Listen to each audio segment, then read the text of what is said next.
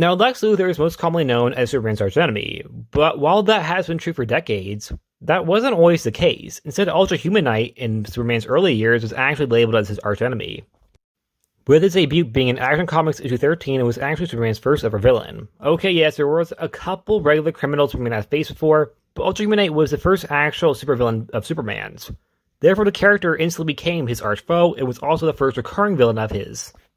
But as time went on, more Superman recurring villains would appear. Mr. Mxyzptlk, Lex Luthor, Prankster, Toyman, and Puzzler. The last three of which were all practically the same character with similar gimmicks. And Toyman was the one that overcame Prankster and Puzzler. However, Prankster is still around to a degree, but was reinvented as a Nightwing villain, while Puzzler is one of the more messier subjects due to the fact that there's been alternate versions of the character. But the original one was never really much of a threat.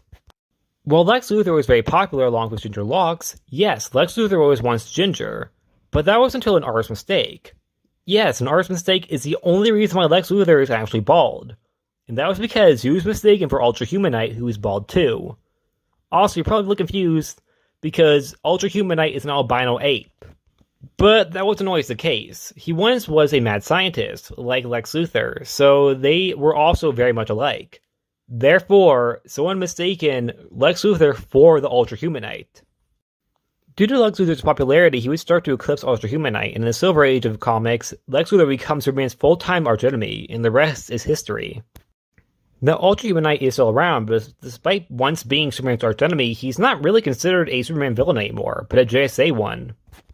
Even recently appearing on CW's Stargirl as the main villain of the final season. Personally, while I like Ultra-Humanite, I will say I do think Lex Luthor is a better fit for Superman, as his plans were a lot more thought out during the Golden Age, as Ultra-Humanite's plans were more or less, not really the best, because despite the fact that Superman's invulnerable and he knew that, he would try to do really, really stupid ideas, like hit him with a train, try to blow him up with a regular bomb. While Lex Luthor was more thinking out his plans, how to outsmart Superman, and I thought it worked a lot better. And that's it. Like always, please like, subscribe, and see you guys next time. Bye.